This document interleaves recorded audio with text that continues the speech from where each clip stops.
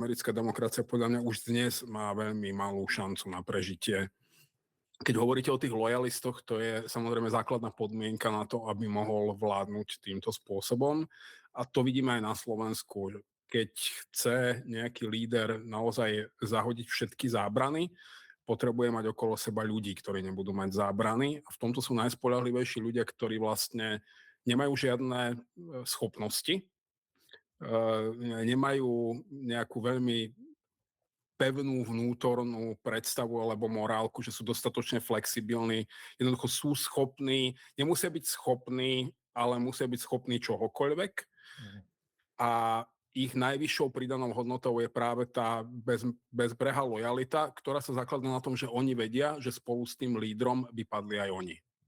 Jednoducho koniec Donalda Trumpa by znamenal pravdepodobne koniec väčšiny z nich.